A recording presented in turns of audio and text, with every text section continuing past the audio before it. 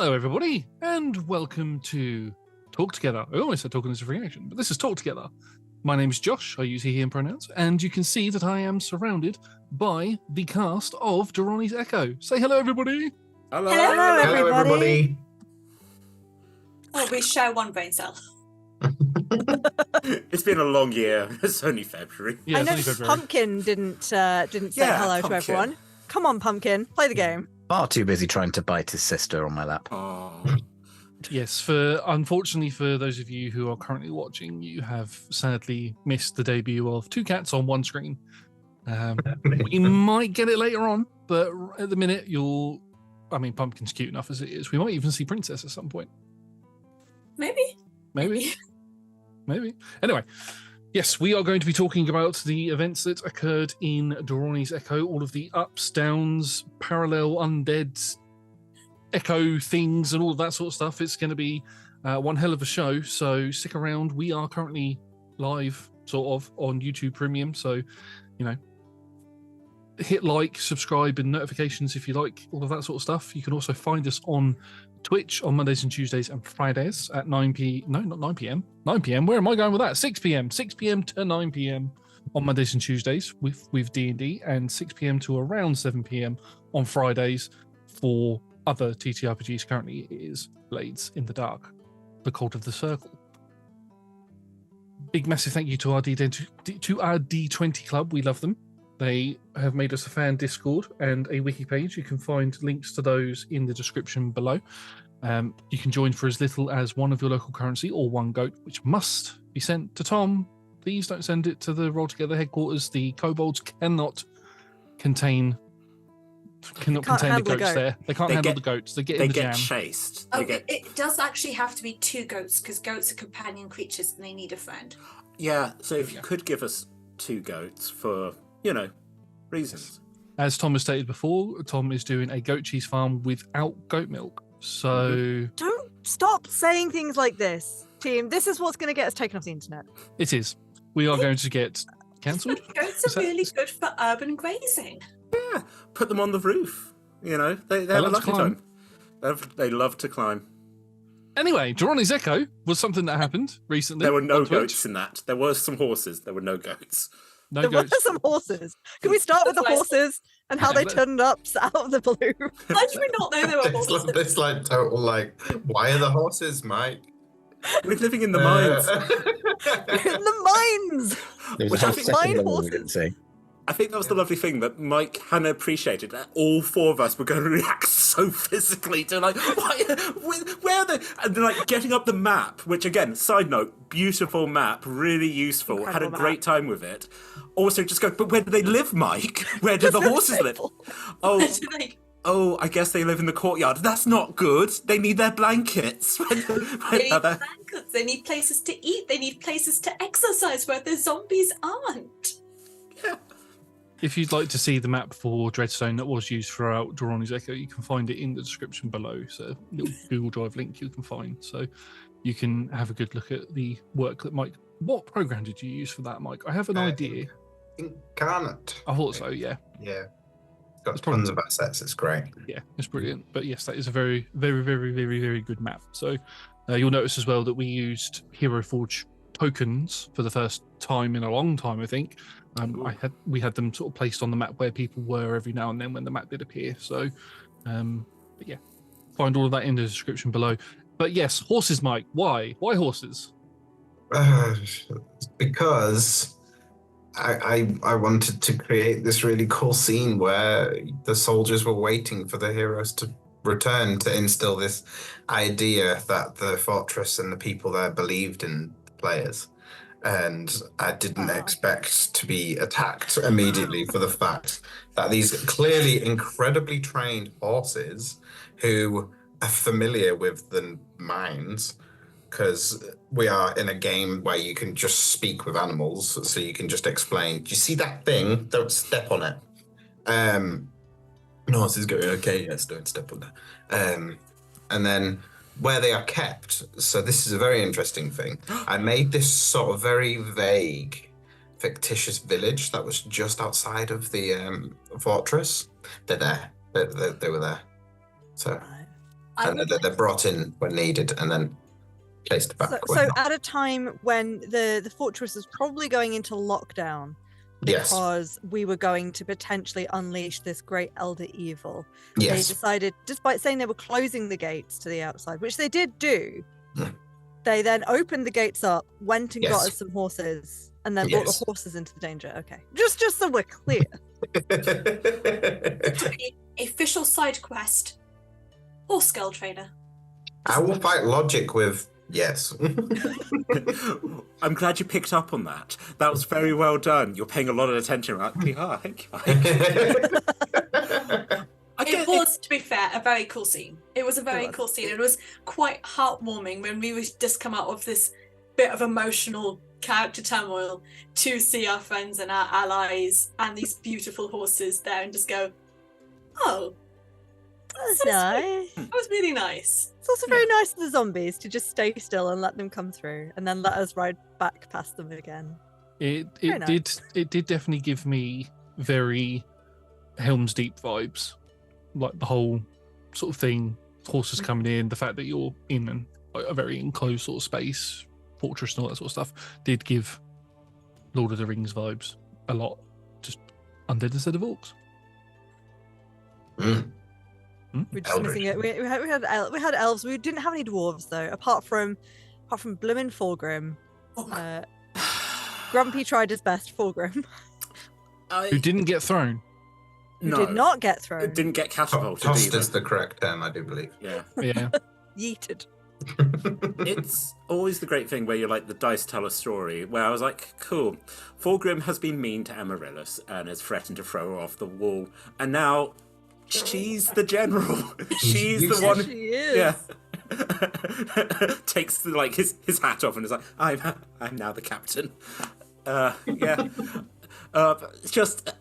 It's amazing. And again, like, the beauty of like when you're DMing, you're like, oh no, this character's really cool and really competent. Oh no, oh that one. Oh, they have slipped and fallen. Yeah. And when it mattered the most, they were spectacularly wrong. But that's okay because everybody else did great. Yes, yeah. We won't mention it in dispatches. Fulgrim was present. Fulgrim was there. Yes. That's enough said on that. Anyway, for anybody who hasn't seen Roll Together before, what we normally do is we'll roll a d20. I have one stuck in between my hands here, and that will determine the question that we have. Because this is an end of campaign talk together, we have some different questions that I've been able to find, because usually I can't find them. But I've been able to find them this time. So does everybody have a d20? Because we can try and go through each person. Who do you think we are? Sean is busy. Like Power Rangers. Yeah. So who would like to roll the first d20? Was that a clack? Someone rolling it? I had a click clack. Who did it? 17. Hey, roll that dice. It's clacked by the fan of putting them on my table makes too much noise, so I thought I'd just roll it anyway as I put them down. That's fair. Roll that dice. So this question 17 is for the players. Are there any choices you would change in retrospect?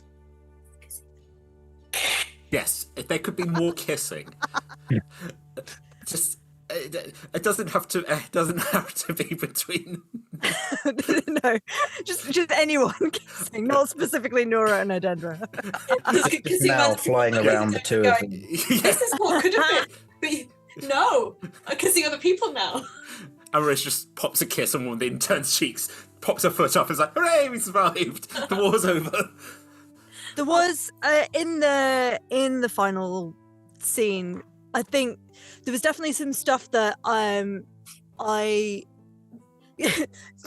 weird thing, we've talked about this before, where it's like you finish a recording and then you turn your laptop off and then you're sat there in the dark on your own going, and especially when it's got a sad ending like that, I was like, oh no, I made things sad and now I am sad.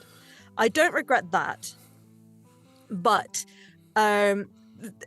like when you have an argument in real life with someone and you go away and then you think of all the things that you should have said, and it was like we were running out of time and we had to be super quick about stuff. So in my head I was like, oh fuck, I was going to mention this and I was going to mention this. Basically the main thing was I had intended for Nora to tell Odendra, I don't deserve you because I murdered someone to get here.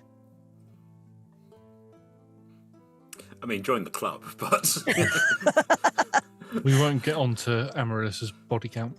No, but yeah, that was the main thing. That it's not a regret of like I would change the decision. It's just I wish I'd remembered that was a thing that I was going to do. Amaryllis had written a novel, which she's then put in the library. And again, it's a complete side quest, but I would have liked to have, like, now Dr. Duroni's here. I'm like, would you like to read my novel? And like, I have absolutely no time.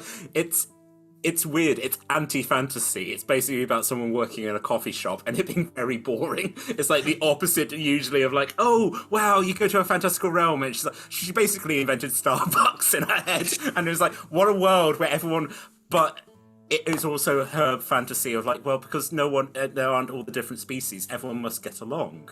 Because there will be no discrimination against you for being a horrible little necromancer. And it's just, her lecturers were like, great gifting, just solid stuff. We like the bit where they go on the bus. That's just, yeah. Hey, as pointed out, I just want to make all my characters authors. They're all just writing books in their free time. Just want to write a book. Just want to be published. Just write a little free book. Yeah. And again, the constant thing was like the toss up was Amaryllis going to remain a necromancer, and actually she's very good at it. And now, possible evil campaign.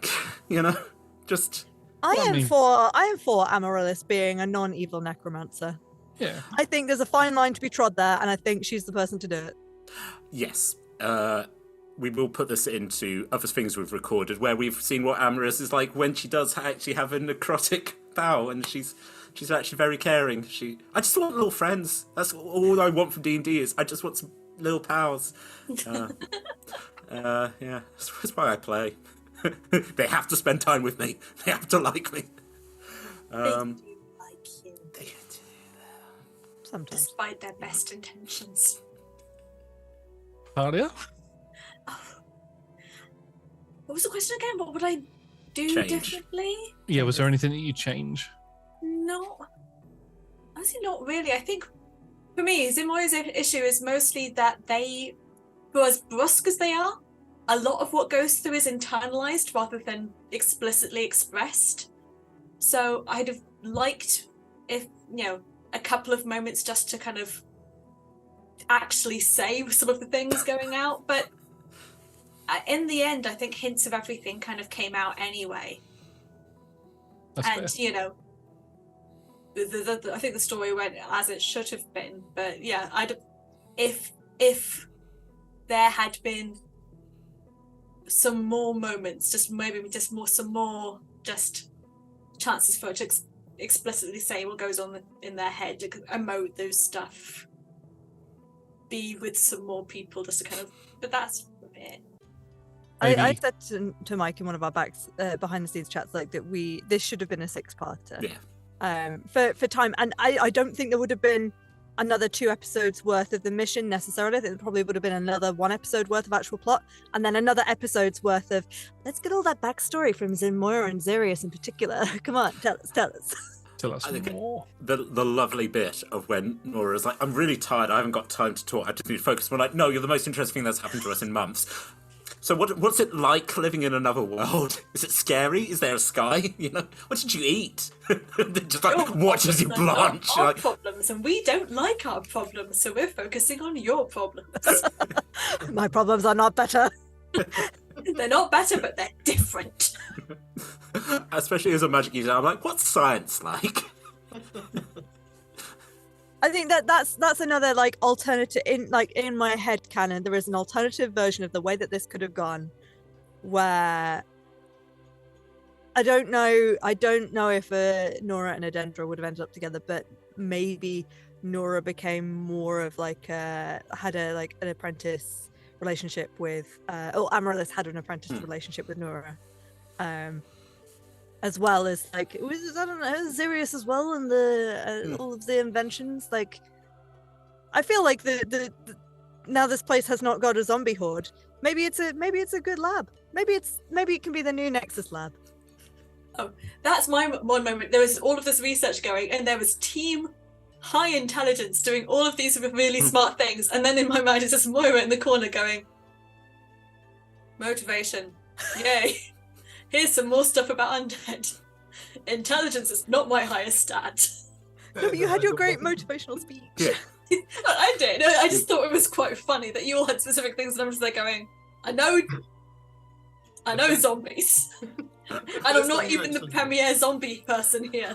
I also, they don't like meat grinders, so I can just... Like, Moira had, like, so many powerhouse moments in that I think we're okay. We're okay with the fact that you weren't, like giving all of the answers in the theory crafting bit, because you just had so many, like, incredible, like, I'm just going to walk through this field of zombies and just lawnmower them. It was great. Maybe Talia's one thing that you would have probably liked to have changed was not getting hit by Talia's fireball. By Talia's fireball. By Talia's.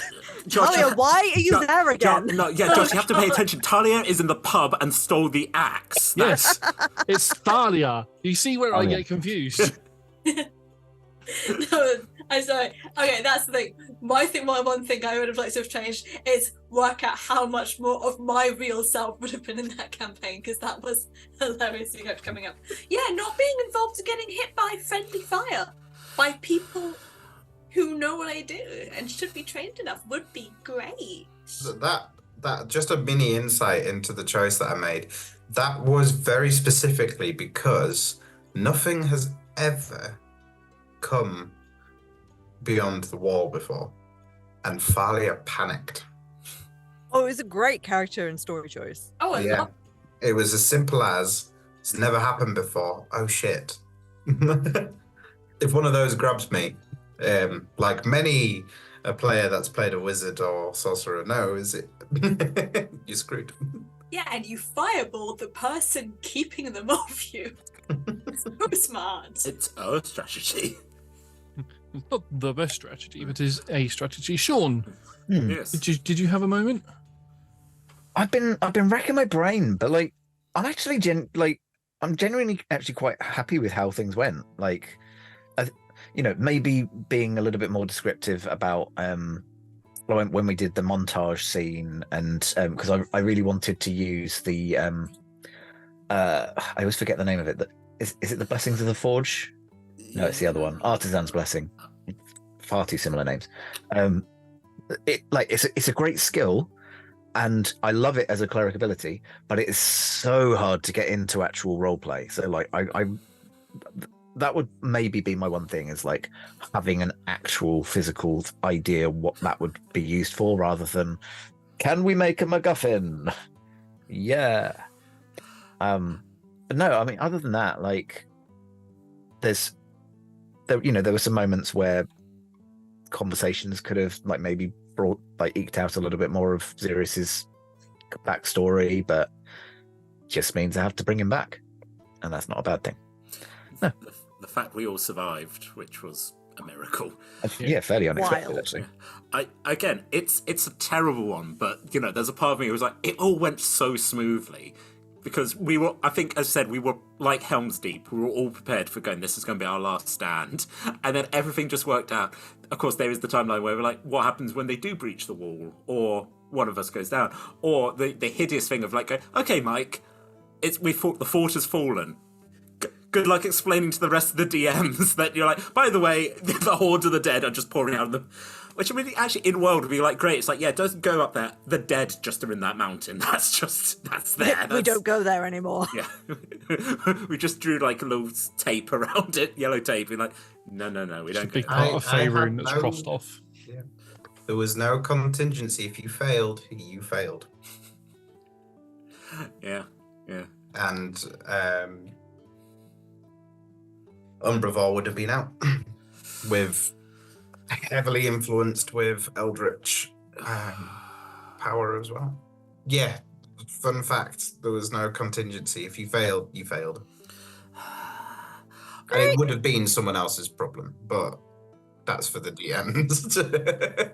I mean, No, I had rough ideas of what would happen if you'd have failed. Plus the obligatory sending boxes of chocolates to everybody and apologies for we could have got gifts. What? Consolation chocolate. Amaris falls in a hole. Change it all. No, I like this ending because I'm the only one who wouldn't have got gifts. I like this ending where no one gets anything. Wow. Why would you not have got gifts? Oh, it's not a DM. Who run things and therefore have to deal with the world. I mean, all that said, and again, this is sort of connecting to other things we've been talking about. Clemvor's probably very happy with us because we've done a big driving back the dead and, turning up and like, hey, I'm a cool dude, actually. I get a lot of bad rap, but, the dead does suck, right? Right, guys? Right? So I went into that with a crisis of faith in the gods in general and mine and I came out of this going, actually, I'm going to do it my way. He owes me, and I am a boss. And so I am now going to be spreading the way of my own version of this, which is lawnmower them to death and adopt the weird people into your life so that they do good things. Mm-hmm. You go back to Neverwinter and gone, we've got a new doctor in. Like, what? I'm taking over this church. I think you are the highest ranked person in the church, aren't you? Yeah. I mean, Rex is gone. The previous leader returned. Yeah, you've got a church now. Back you go. I am the head of the church. I am the head of the church. Winter, this is crazy times. This is a whole new campaign. All power to xin'moira.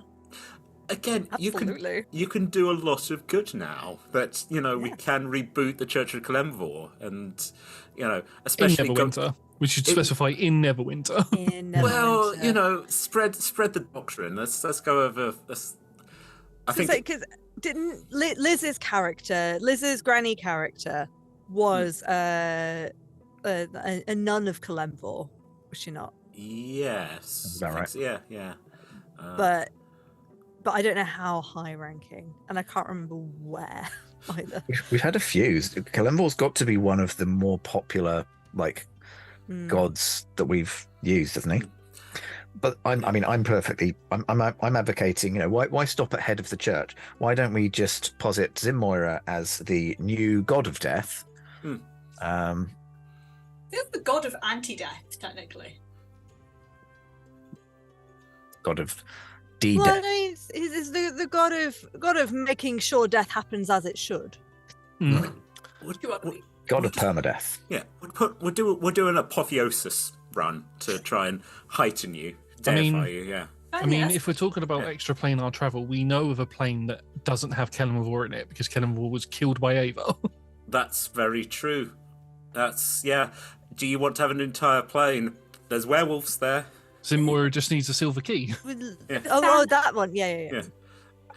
I do feel bad now because we keep talking about and get rid of Clemvor, and then people are like, well, we know what happens. And I was like, no, we know what happens when Clemvor is ripped apart by an angry woman pulling herself out of the house. Maybe if we just, I don't know, threw him off a cliff. He's just like, no, I died again. Folks, I do also advise, look into the lifetime of Clemvor, where it's like, oh yeah, no, he was a panther for a bit. And you're like, what do you mean he was a panther? Weird. What happened in 3.5? Wild shenanigans. Wild. Yeah, so that's my thing. Josh, you muted. I am muted. Ha ha ha. Didn't mean to do that. Anyway, who would like to roll the next question? Sure. Go for it. Roll that dice. Roll that dice. That was a 8. Scroll down.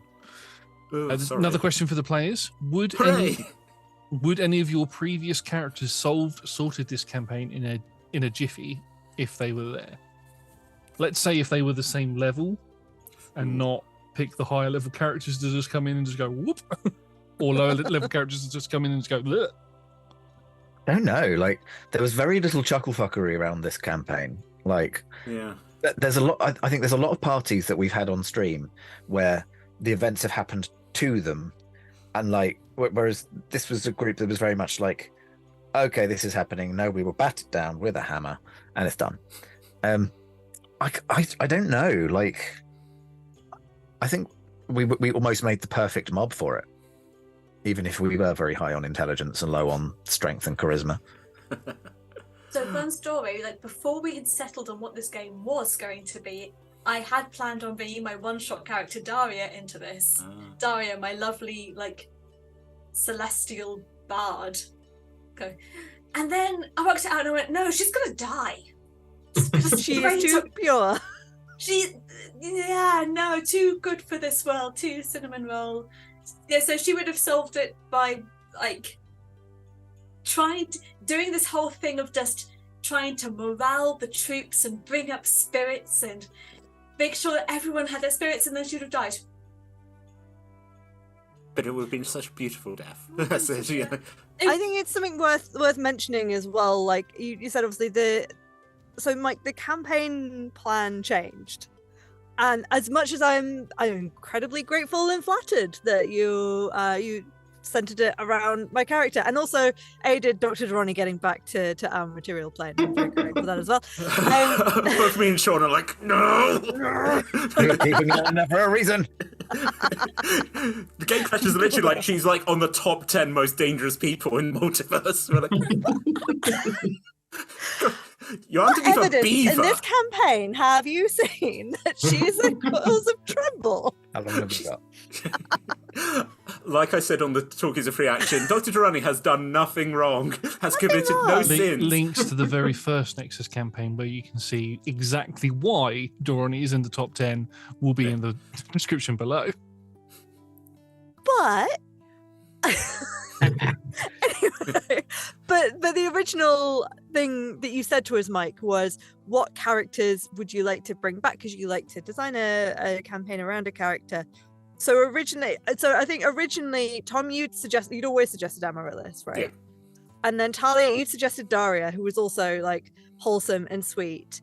And then Sean, you'd suggested, was it Coalescence, was an off-air character you played who was like very chill and... So yeah, Coalescence is a character that I played in some of our off-stream games.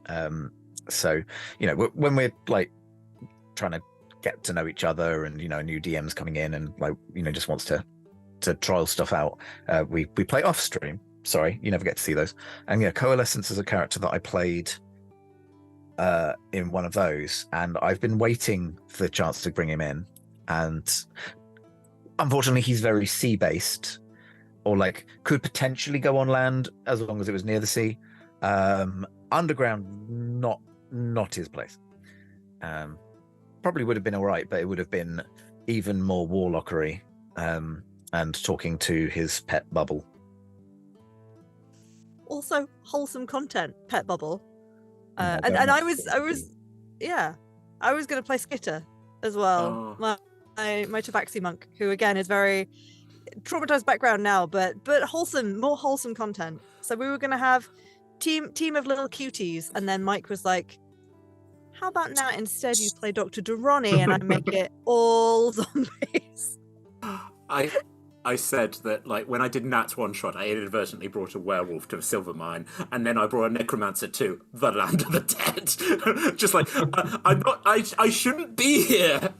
But also, for me, character-wise, where I'm like, yeah, you've got a magical book, and I was like, hey, maybe you go investigate the land of the dead. Maybe you learn some things, hey? I just want good things for you, you know. So what was it, Mike, that made you decide that was the direction you wanted to take it in? After you were pitching it one way to start with. Fever dreams, chaos, and what comes to my mind at that is correct. I let players kind of. I have a really, really specific idea. So one was I had the pleasure of playing as a character with Huxley in a game, and then because I fell in love with Liz's character, I wrote this story around it. And then basically that's what I was asking for in the chat when we were talking about character stuff like that. I was looking for something that kind of hooked my brain. And then playing in a separate game of Nats, which will have just been as well, which was Nexus Revelations or Revolutions, I can never remember. I mean, both really, but Yeah. Revolutions. I learned a lot more about this. It's really good. This one character called Dr. Duronni all the way through, and for some reason my brain did what it does, which is like ping, and I was like, oh, that's really interesting. And then the more Nat spoke about it, I think maybe in the 4th episode, I was like, so Nat, this little Nora Duronni that I've heard you mention. That is also beautiful because you guys recorded it a few months ago where it was like, oh, do you think Nora's coming back? And that's like, well, I honestly don't know. And then it's like, Mike, so what's the name of the next campaign? Well, I haven't really thought of it yet. So you're like, say it. Say the spoiler. Say it so everyone's like, I joked with Nat. We didn't know at that time. I joked with Nat being like the Super Smash Bros. Trailer where you're going and then suddenly it's like, Nora has entered the fight. You're like, hey! I'm the stupid one who still didn't make the link between her name and the title until like the 4th. Talia's just like, that's you! You're the... Look, anyone who's seen my battle notes, I abbreviate everything. So I was abbreviating the title in my notebook and I just never thought about it. Okay, now we flag that. Yes. Talia sent thousands of words worth of battle planning. A dossier.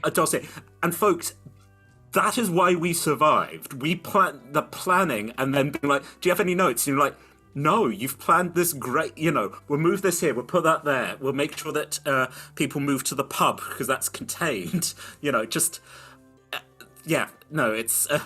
in World Talia as well. Like, I've got notes. You're like, thanks.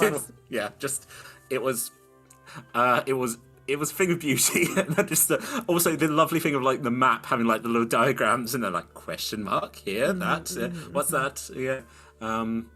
Yes, I think it would be remiss if we didn't mention Talia just like go, right. So, and when I say this, I mean this, and that goes there. It just, it was grand. Talia in the background putting camouflage.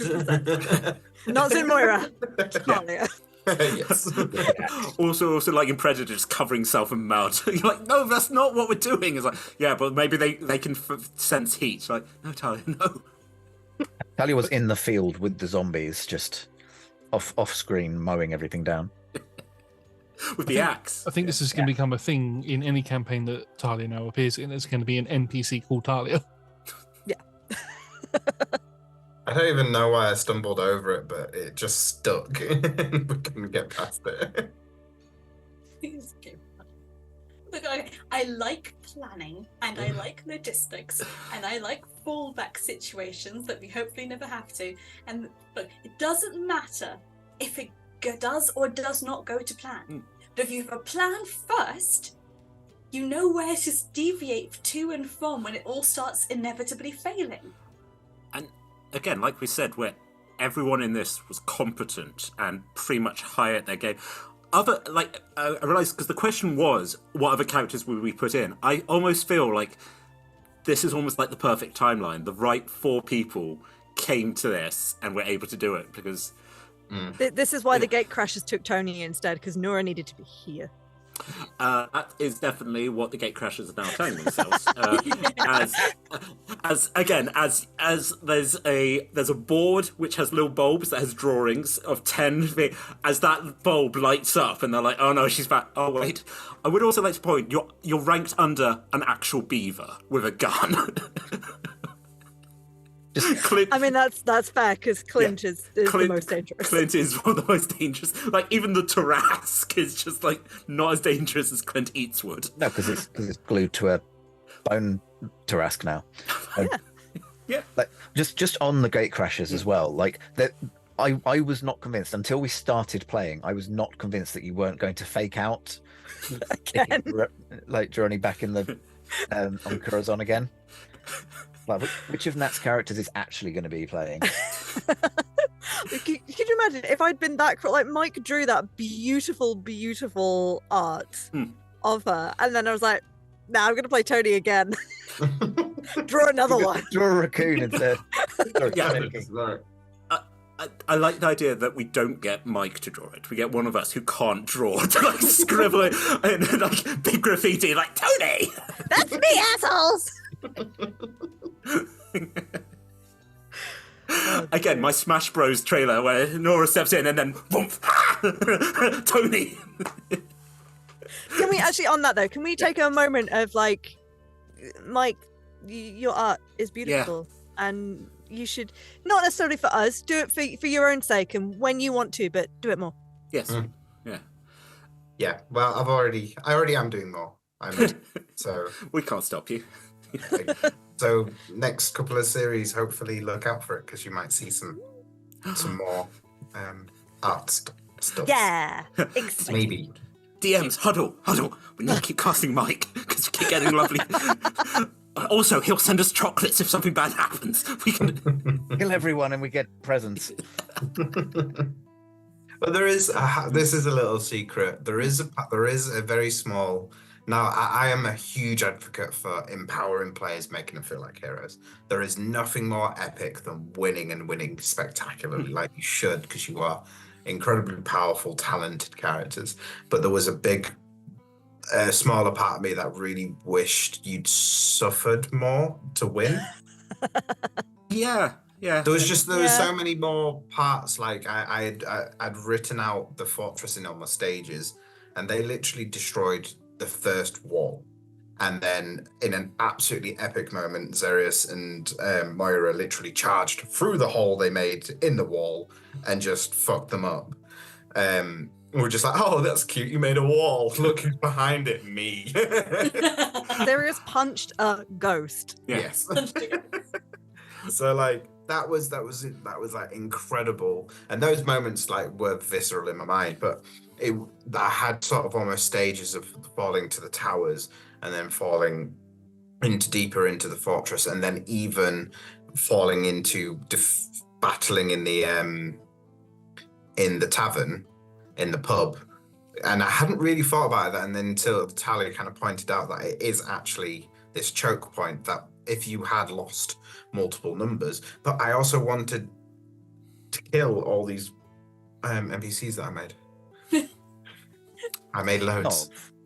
And it's just a real, like, I don't know, maybe if it's a screwed up part of me that was like, it'd be just really satisfying to give them all incredibly horrific deaths. Who's the NPC that we didn't meet that you wish most that we did? Whether because you put a lot of effort into them or because they were just like a really cool concept? So there was a couple.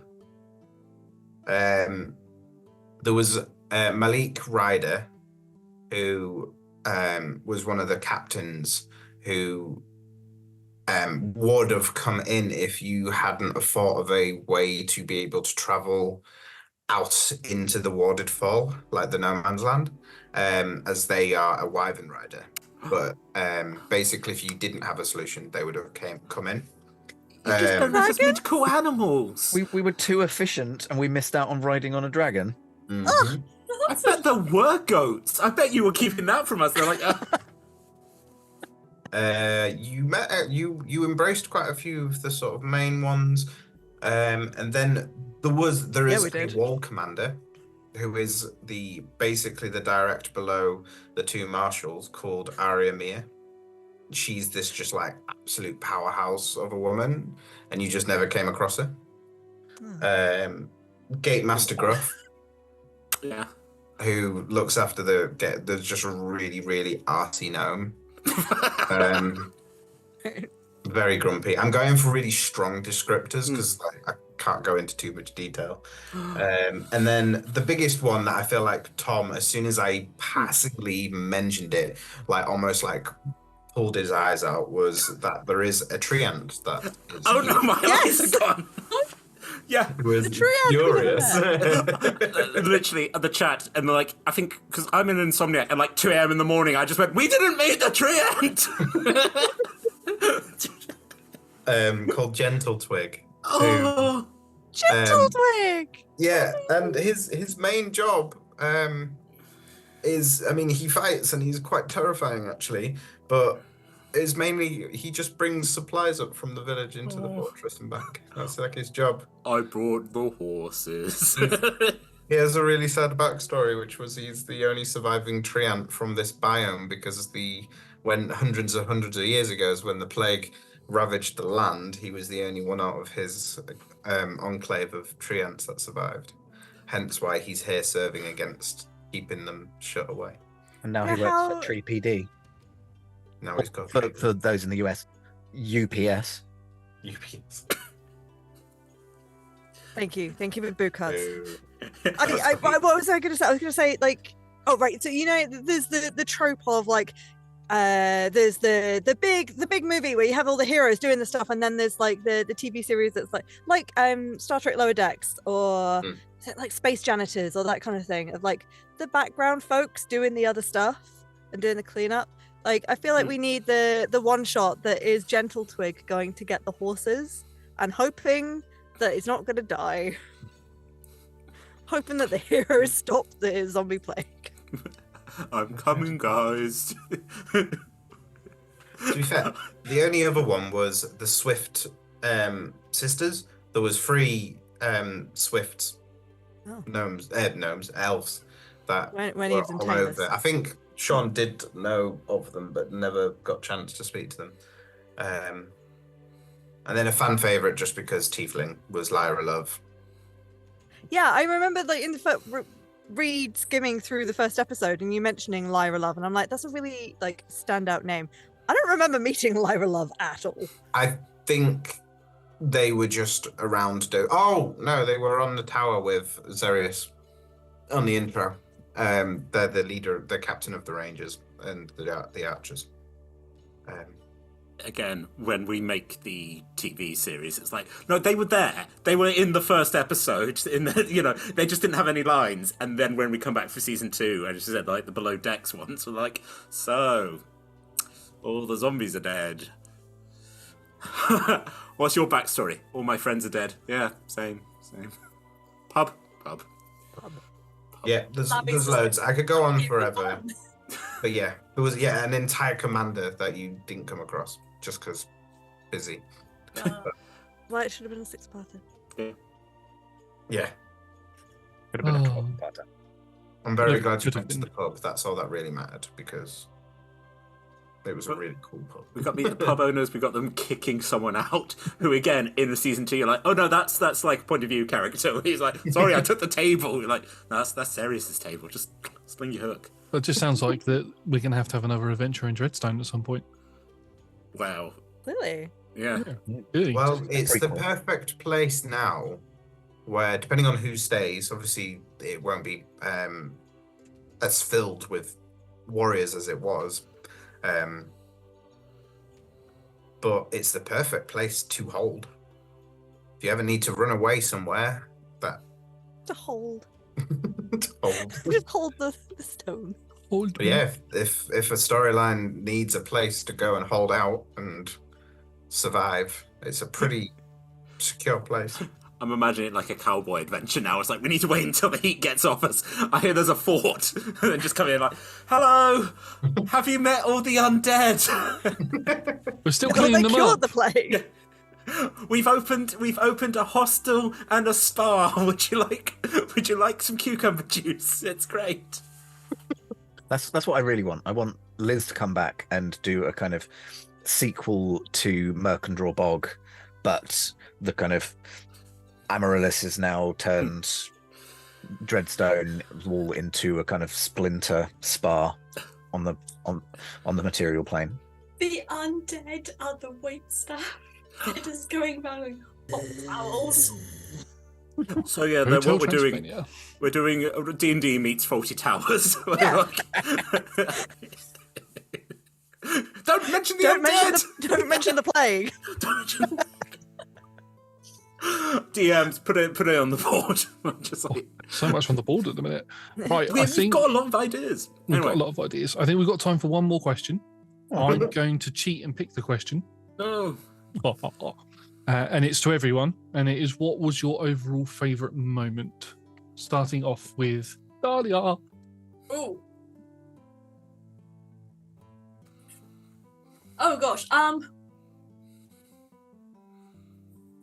think it's just literally being a beast of a combat cleric at that wall in that 4th episode, calling shots, pulling double nat 20s in a row.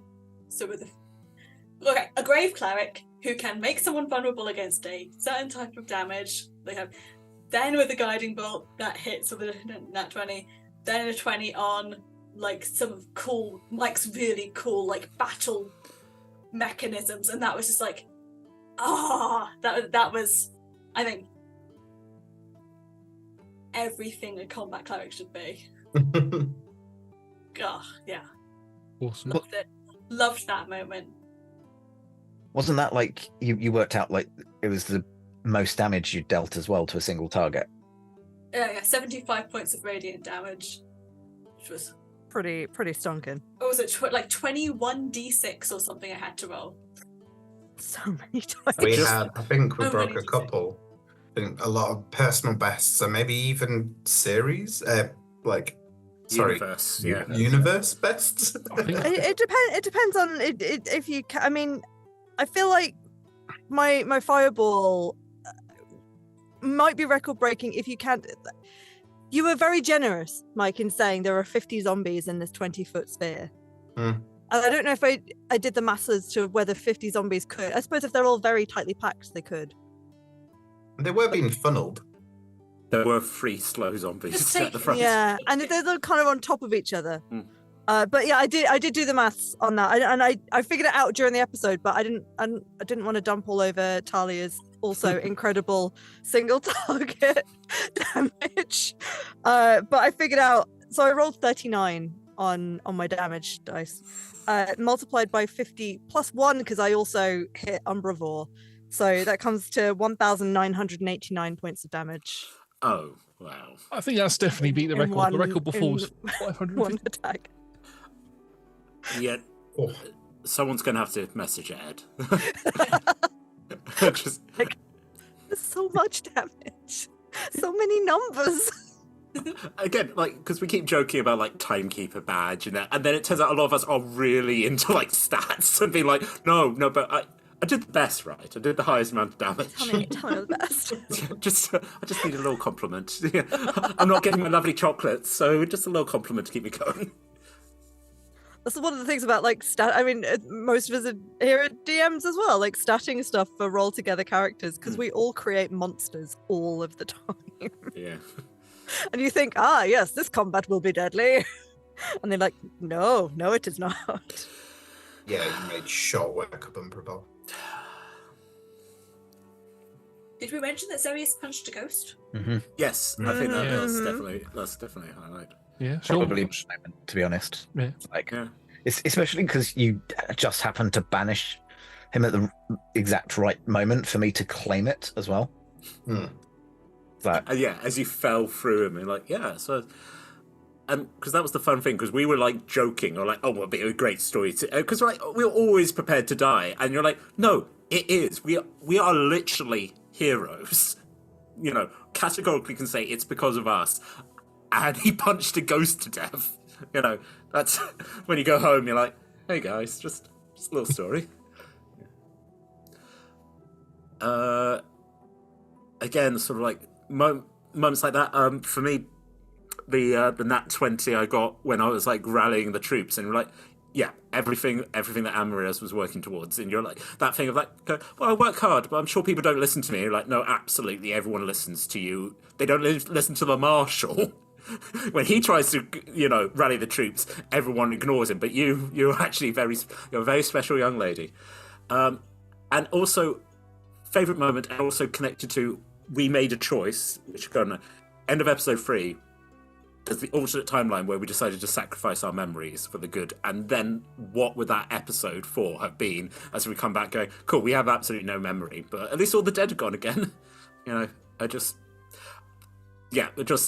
For the 4 of us being able to be like, and now we're doing some dramatic sad acting as we're watching our memories float by, and like, oh, that is what I cared about. Oh, I had a cat. Oh well. I'm gonna top my personal favorite moment for my group favorite moment, which was I said that in the start, like the end of when we finished at the end of the episode, but all of you following me beautifully into that moment that Mike had made about just thinking poignantly, because I came out of that session just going, so many emotions. I'm so full of feels. And if none of you, dear viewer, felt those feels, you need to watch it again. Just watch it on a loop. That is an interesting question, though, for you all. If you'd have decided to sacrifice your memories and return to the status quo, which is just the undead's hordes attacking every couple of days, returning to the same old that the fortress was in, would you have just stayed? Yes, because Amaryllis doesn't think there's anyone else out there who cares about her, you know. And actually, as it turns out with the memories, there isn't really. But yeah, no, she's there, she's doing a job, and that's just career runner now. Yeah. I don't know if they would have stayed that way. I don't think Nora could have stayed in the short term. I think because she hadn't lost was it we'd lose all of our memories or just the specific memories that we'd because for the little behind the curtain, Mike asked us to provide him with 5 distinct memories, and those are the ones that we lost, which we never actually fully went through, I don't think. No. So I think Nora wouldn't have stayed in the short term because she would still have to have gone back to Nexus to check out what was left of it, what was left of her research.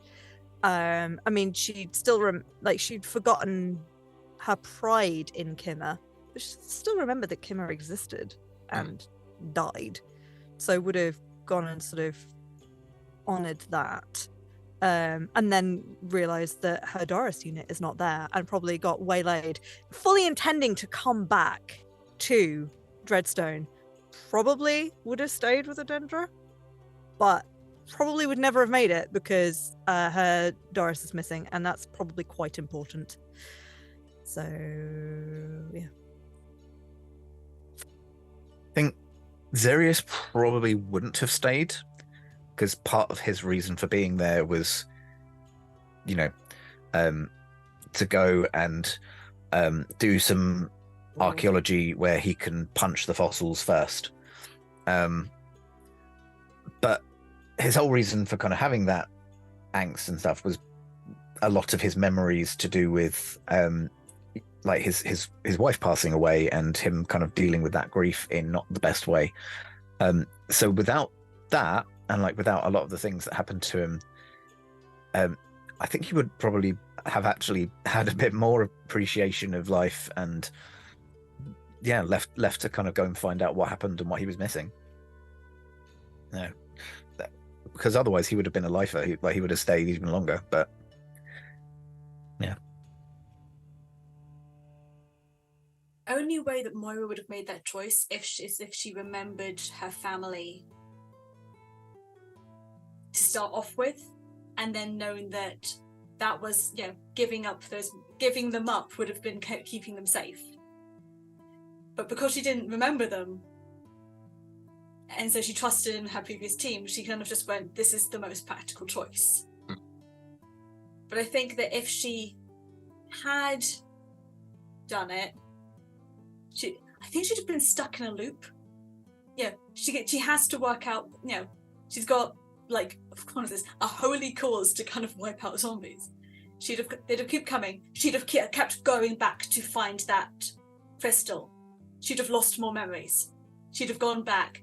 Kept going back to find that crystal and lost more memories, and that would have kept happening over and over again until, I don't know.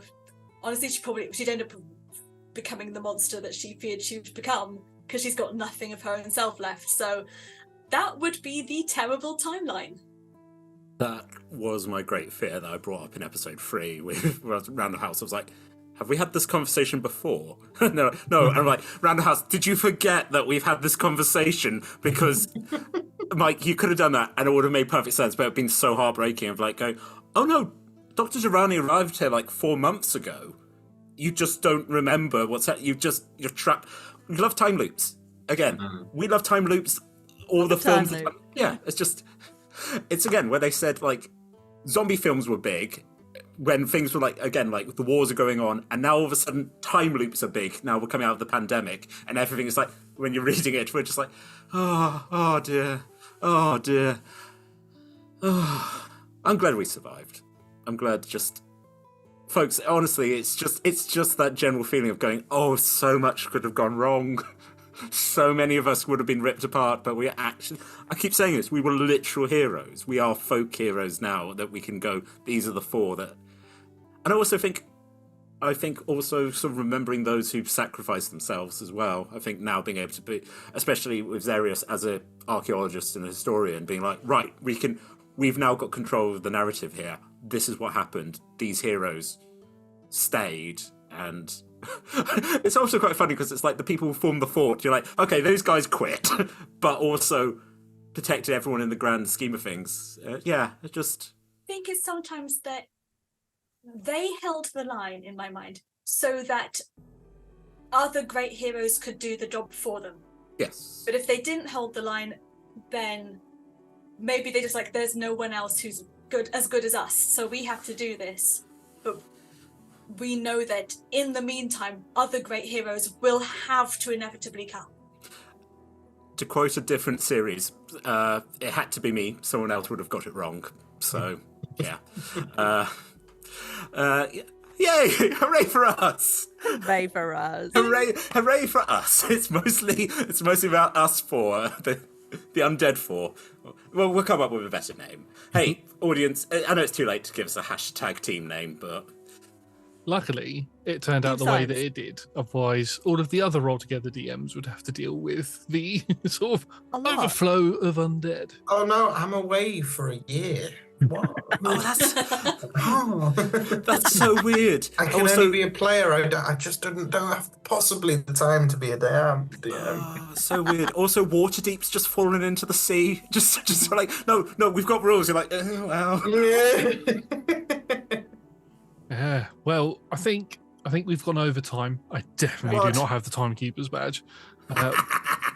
I didn't technically get to say my favourite moment, but it's okay because it's. No, I was going to say go. No, you go. I thought your favourite moment was the amount of damage you did, but go. No, I bumped someone else brought that. So sure about that. I'd also like just be like, oh, I did lots of damage. I think that was fun, but I don't know. I think it's the thing. It's the general sense of like this is a brilliant team working together, doing brilliant things. Is probably my favorite. But then on the slightly more selfish side, disappointing people. Because, hi, I'm Nat. I enjoy pathos. You might have noticed this from previous moments of pathos, like Kida's entire family being ghosts, or Ak not being able to cope with their mentor being taken away, or things like that. But I love a setup of like, oh, this could be beautiful. No, it's not. So that and the opportunity to play a character that's previously been established as, well, she's clearly a villain, and showing not a redemption, but just facets. More facets. I'm looking forward to running into Arcana and then being like, hey, you understand where I was coming from, right? No hard feelings, right? Put the knife down. Put the knife down. Maybe I should play Alt Universe Antonia at some point. Yes. I like it. It's like, was it in DC where you're like the Lex Luthor. You're like, actually, I'm holding the world together here. I'm actually doing some good stuff. Yeah. What's your favourite moment, Sean? Me? Did you do yours? Sean yeah, goes. Did we all? No, we just missed that. We just missed Nat's. Hey, Mike, did you have a? Yeah, did you have a favourite one? Many. the Duronni's Echo like title being realised was quite delightful. It was just, instead of it being like it was like yeah. I see now. That's clever. And realising that the 4 heroes and Tom literally counting out on his hand when I described it as five things, and Tom was like, where's the 5th come from? And then actually clarified with me out of character, like, you definitely said 5, right? Yeah. It's very funny with the way the channel's gone, where 5 has now become such a huge categorical number.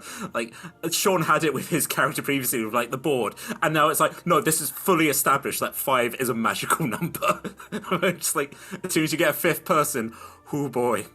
I'll let you in some behind the scenes stuff. We almost were doing another campaign that had a 5th member, and that person had to drop out, and we were just like, oh no, 5, it's actually happened again. It was too powerful. Yeah, there was a moment when we had the chalkboard, and I was very tempted to have Ziria say, I've got this theory about groups of 4. The 5th is the DM, the friends that we've made along the way. Yeah. But also, in that room, the 5th was Randall House, who cast the spell that saved... So Randall House is part of the legend. Harbingers. Side quest. Randall House just has a very good day with his books. Yeah, they're just the legend. Let them enjoy their books. Where it's just Randall House goes for a lovely walk. Meets the tree Randall end. House is definitely a character I'm tempted to play at some point. Just great fun. Yes, so yes, no timekeeper badge for me today, but you're fine. Tom's here, so I should have known with Tom being here that I wouldn't get it. I'm self-destructive. That little scamp over there. Yeah. I'm a horrible little gremlin. It's fine. Payback is a bitch. You can certainly try. Yes. Anyway. Tom will sabotage himself, we all know. Yes. Yeah, this is why we're a bit unsure about giving Tom full range to do his own talking as a free action, because it would just go on forever. Don't stop. It would just never end. It will be weirdly romantic, though.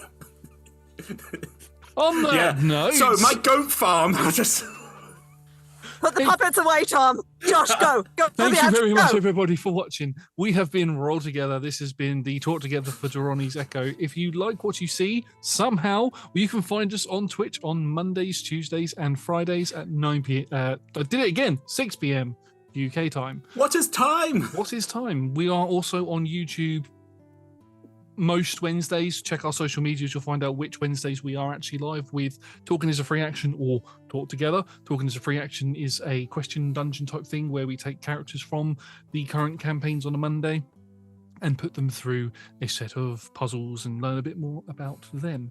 Massive thank you to our D20 club. They are the best. We like to do the hearts. You can join them in the description below for as little as 1 of your local currency. All goats must go to Tom. Tom's not allowed to talk right now. They must all go to Tom.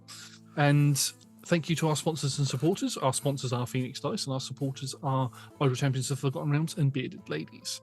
The only other thing to say is the one thing that we always say on Talk Together, Talking as a Free Action: always stay classy at the table and send all goats to Tom. Bye!